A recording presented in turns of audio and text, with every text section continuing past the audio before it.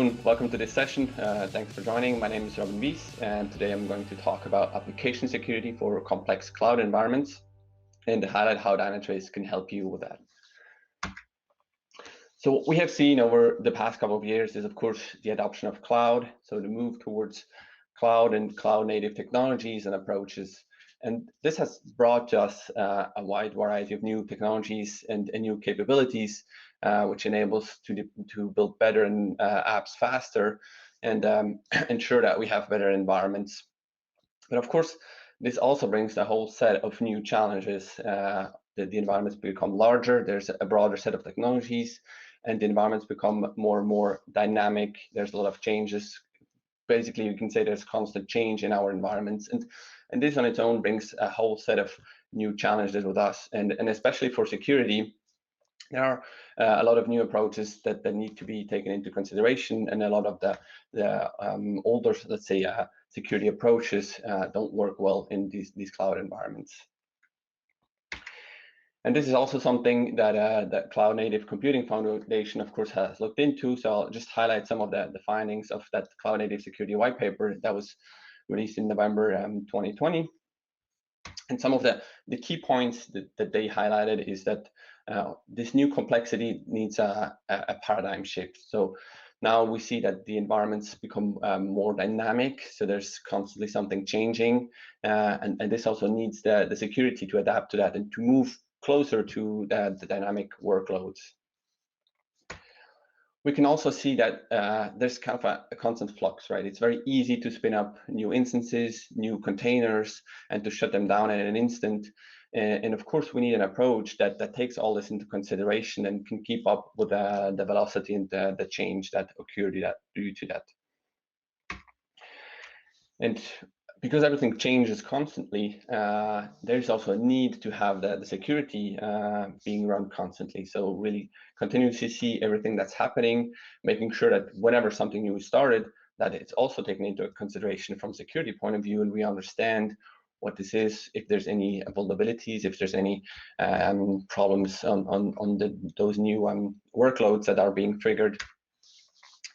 And because everything has become more complex and dynamic, there's also important to take additional information into account and really understand if we detect something, understand what it means, look at where is it running, who has access to this, and allow us to prioritize based on the assessment we can make, because there's just, based on the sheer amount of information, we need to have a good way of prioritizing on what we want to focus first. And so if you take an example, so let's say you're responsible for a service. So in this case, it's a Spring Boot service, and now you're ready to ship a new version. So you've developed new functionality, you run it through your CI/CD pipeline, and it gets deployed into the environment. And there, it often is the case that it's part of a kind of a larger application or a larger solution where it communicates with different services. It might reach out to a database, so it becomes part of a complex environment. And now the question arises, once this is deployed, so how do you make sure that you know if there's any vulnerabilities? And because it interacts with other services, those might be developed by other teams, have their own kind of pace in which they develop and release. And as we know, if something is secure today, it doesn't mean that it's secure tomorrow, because over time, there might be new vulnerabilities that are being discovered, and what you have deployed, let's say a couple of days ago, now becomes vulnerable because new vulnerabilities have been discovered. And there might also be applications that you deploy in your environment, or somebody else deploys in your environment that don't run through the CI/CD pipeline, that may not get scanned. It could be a commercial application, something that you don't have developed yourself, so it doesn't go through a CI/CD pipeline. It's deployed in your environment, and those might have vulnerabilities as well. And how do you make sure to fully understand everything that runs in your environment, and also to see if there's any vulnerabilities or security problems with anything that's being deployed. And in order to address those challenges, an approach is to say, let's have a look at the vulnerabilities, but at runtime, right? So that means looking into the environment, seeing everything that runs, and do a runtime vulnerability detection. And this has the benefit that you see constantly what is in your environment. Doesn't matter where it comes from, how it has been deployed, as long as in the environment it's being taken into consideration. And having that runtime information, it also allows you to make an impact analysis, seeing, okay, we see a vulnerability in the service. What does it mean? To which application does it belong to? What does it communicate with? And also, because it's done at runtime, it only considers what's really running in your production system. Whereas if you scan before in the pipeline, you might have some false positives because there are always libraries that are part of an application, but that are not shipped to production. And all of this then helps you to automate the DevSecOps approach, right? So to introduce security in your DevOps approach and to cover basically all your projects and environments and do this in real time. So you don't have to think about what should we kind of cover, what do we need to scan. It's done completely automatically on all the environments. And if you think about DevOps or DevSecOps, so introducing security to DevOps, key aspect is also that security is not just something that is kind of a step in your DevOps approach, but it really is something that should cover the whole DevOps lifecycle. So of course, you want to discover vulnerabilities as early as possible, so any issues should be detected in pre-production. But then it's also important to consider production. So once something has been deployed to your production environment, what happens then? So to make sure that at runtime, this gets analyzed and any findings are notified immediately.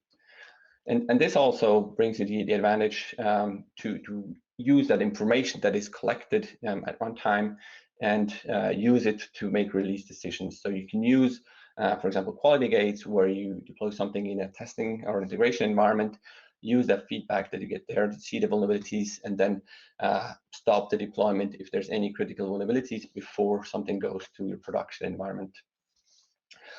And also something that we see often that is security is more something that comes maybe from outside, that's handled separately. So you have a security team that runs scans on a regular basis and then sends findings to the developers. And of course, that there's always a task they need to do. So analyze the findings, see if there's anything critical, see if there's any false positives, right? So by doing this, integrate into your approach, into your DevOps lifecycle.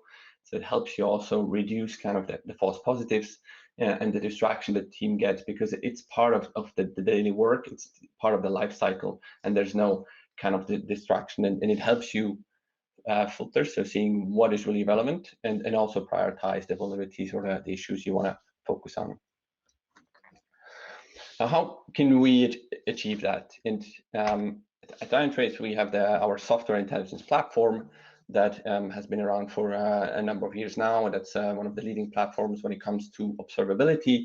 And of course, it also have a very strong focus on automation and intelligence. So it goes well beyond just observability by including all information it can and automating as much as possible on the platform itself, but helping you also automate your approach, so your DevOps lifecycle, and by providing a built-in AI assistance, it helps you quickly identify any issues, analyze your environment, and leveraging that already wealth of information that we have that comes from the observability and adding security to the mix allows you to have a very good approach to secure your cloud-native applications. So if you look at it a little bit more in detail, so basically the foundation of the Dynatrace Software Intelligence Platform is kind of 5 key components. So we have, first of all, the one agent, which is the agent that you deploy in the environment, which will scan all of your environments and see what is running, understand all your applications. And the one agent is then also used to see all the end-to-end transactions, so what we call pure paths, and build a real-time topology model called the Smartscape. And those information are then analyzed also by Davis, our AI assistant, that helps you then really get a deep view into your environment. And this, of course, is also made for hyperscale, so it doesn't matter how large your environment is, it's very easy to set up and to maintain. And of course, it gathers a lot of information beyond the traditional observability metrics, so metric traces and logs, but it also understands the topology, goes down to the code level, and can also ingest any third-party information.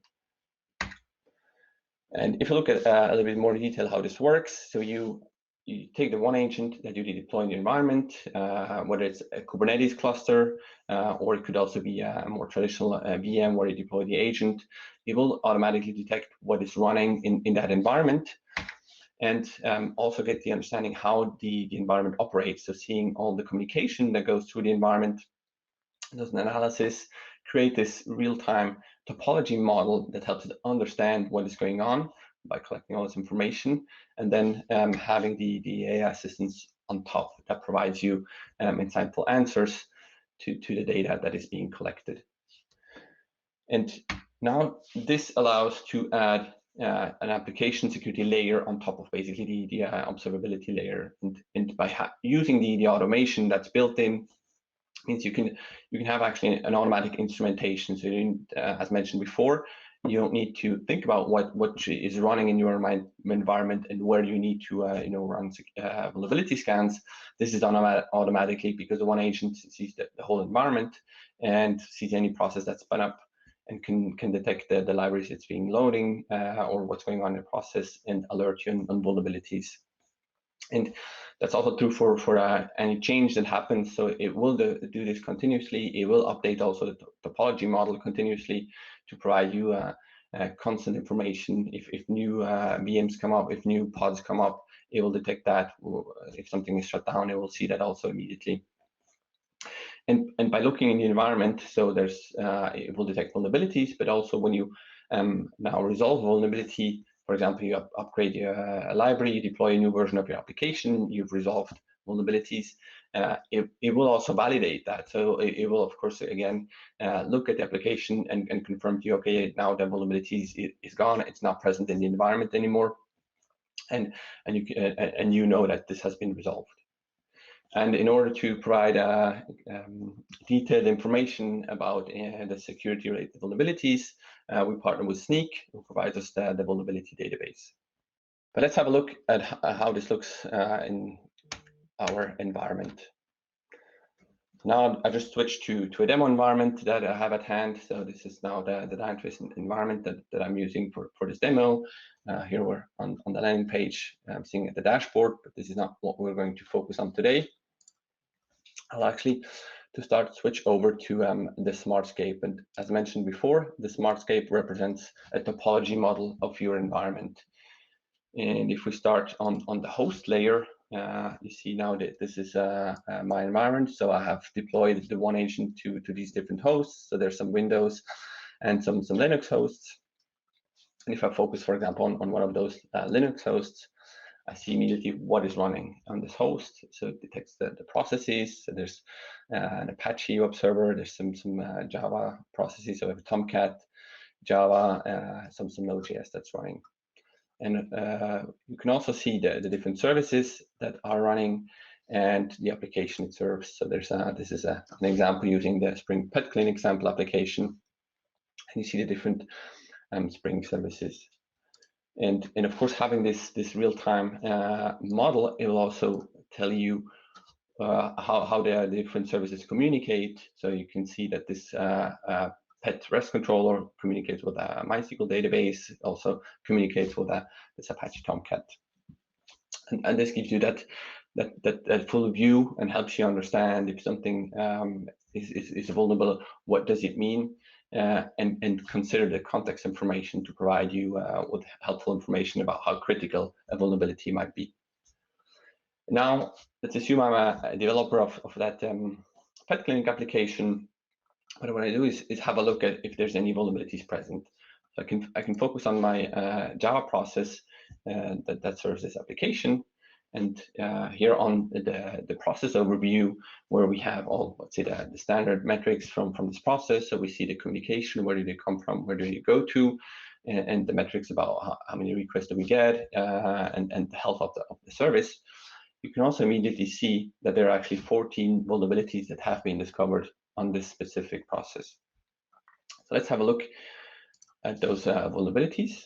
And this brings me to an overview of those 14 vulnerabilities. So this is in now the vulnerabilities section in Dynatrace, filtered down by the process group that I've selected, and I see the details of those 14 vulnerabilities that have been discovered. So we see what type of vulnerability and which libraries are affected. But as you can see here, it also takes in that context information that I've been mentioning. So it means looking at it at runtime, we can figure out things like public exposure. So public exposure means this is an application where we see traffic coming from the internet. So meaning this is exposed publicly, which makes it, of course, much more critical, because now you know, okay, this might be much easier to exploit if it's facing the internet. Or does it connect to a database? So we saw this already in the Smartscape topology model, that this process communicates with the database. So that's highlighting that it might actually have access to sensitive data, and makes it more critical for any type of attacks where an attacker tries to exfiltrate data.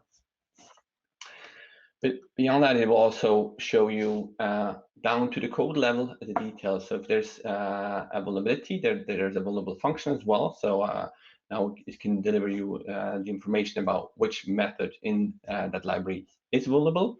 And because it looks at it at runtime, we can also detect if that method actually has been called. And we see this down here with this little icon, this vulnerability. That means this vulnerable method had actually been called in the execution of the application. And then, of course, it also shows you that comes from the vulnerability database if there's a public exploit available. So if somebody wrote an exploit and published it somewhere, which makes it much easier to exploit that vulnerability. So looking at the details, I'll just focus on the one where we have actually a vulnerable method that's being invoked. So by clicking on that vulnerability, you see more details, a summary on top about the risk level. So this one is not very high. It's a 5.5 scoring. So it's basically what we would take here for a scoring is using the CVSS score as a base, but it's then augmented by the information that I've shown before. So whether there's a public exposure, or there's sensitive data assets involved, or whether it has a vulnerable function, and then it can adjust the score. In this scenario, it left it to the same score as the CVSS, because it didn't find the need to kind of adjust it based on the information discovered. We'll see in another example shortly how that looks like if the vulnerability or the risk level is adjusted. Then you can also see what is affected. So there's two process groups and which component. And down here in the details, there's a description of the vulnerability, and you see directly what function is actually vulnerable. So this is Google Common IO files, the create temp tier method that's vulnerable. And again, as mentioned before, it's flagged here as vulnerable function in use. So it has been discovered that this method has been called. And further down, you get also all the context information that are interesting. So you see now on which host is this application actually running. So we see that there's actually processes on two hosts where we have this vulnerability. You see the different services. So there's different controllers that are provided by this process. So all of those are involved. And as we saw before, it flagged a sensitive data asset. So it means that there's direct communication to a database. And here we see the name of that database. We could go in and look at the details of what database this is. And then looking at what is affected. So we see two process groups. And by clicking on this view process groups, it shows you the remediation tracking. So it keeps track of what is vulnerable, but also where it was vulnerable in the past and where it has been resolved. And we see there's actually three processes where the vulnerability has been resolved, and two where it's still present. So those need to be addressed. So going back to my overview, so if I now remove the filter on that specific effect, so looking at the whole environment, so looking really all the vulnerabilities that are present in our environment, we see a lot of difference. We see different technologies. So we have some Node.js, some Java. And for example, looking at one of those Node.js vulnerabilities, here you can see again, it's the same global information that it provides. This one is much higher in the risk level.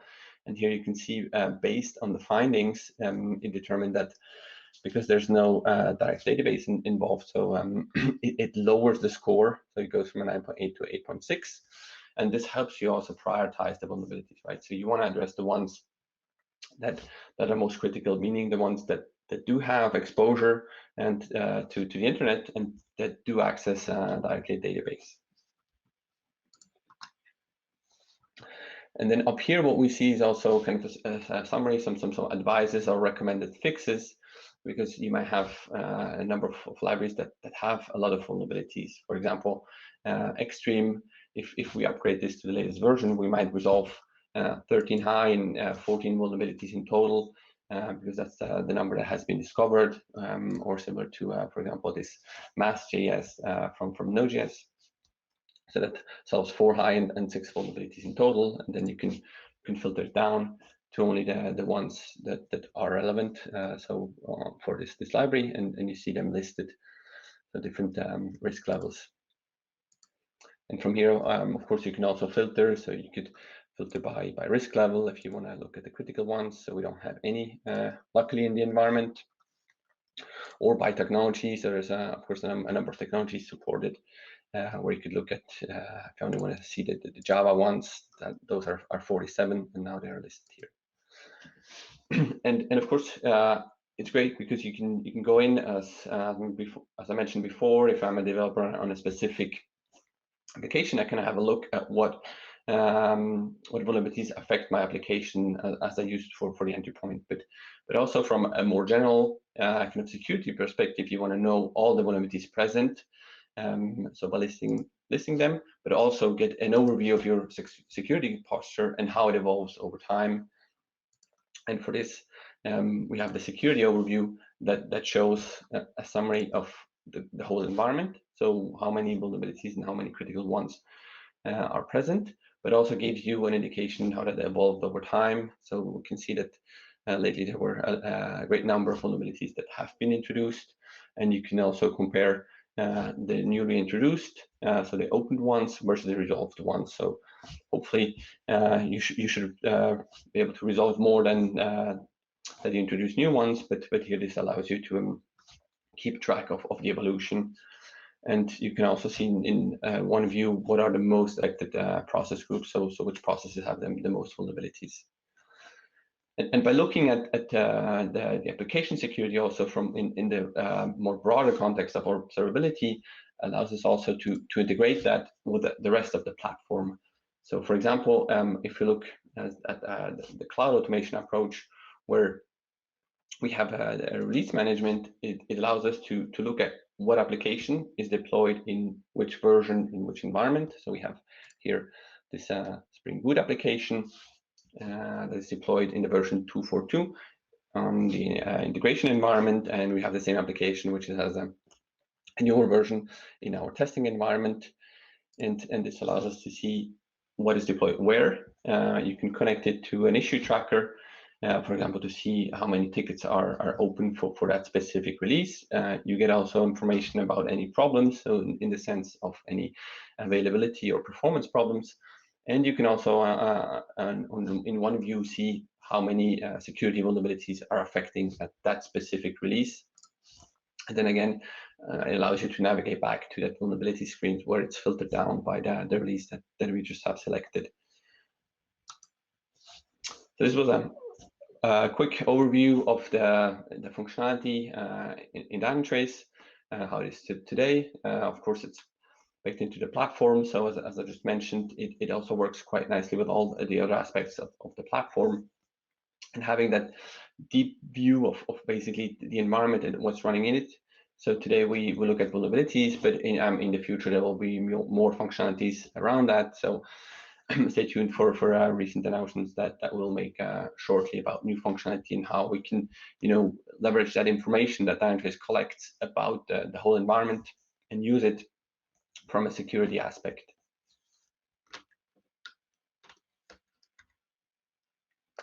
And to summarize what we went through, so really the approach here is to take the information in the live environment. So look at real-time data, looking at everything that's running, detect what is communicating with what, and providing you with vulnerability or security information in that sense. And it also keeps up with any changes that you do in your environment. So any deployments, any new, for example, pods that get deployed, a new application or something that has changed. So nothing that you need to do, it will automatically detect the changes and then see if now this new deployment introduced new vulnerabilities or if it resolved some. And by looking at it at the runtime, we can also eliminate false positives as mentioned before. So that means there might be some libraries that never get deployed to production. So it could create quite a lot of distraction upfront where there's a lot of issues discovered. But in the end, you figure out, okay, those libraries are never used in our production environment. And you spend a lot of time. So the development team spend time looking at those, finding if they're relevant, and then also prioritizing, seeing which ones are the most critical ones that need to address first. And having that into the observability platform, it also allows you, when you see, for example, a security problem, then see where is it running, what is the process that is affected, what application is affected, drill down, have a look at how the communication flows are, and look at individual transactions, and understand kind of that problem in the broader context in your whole environment, how it is affected. So thanks for joining this session today. If you want to connect with me, so here's my connection details. You can always shoot me an email, reach out on LinkedIn or on Twitter. And thanks.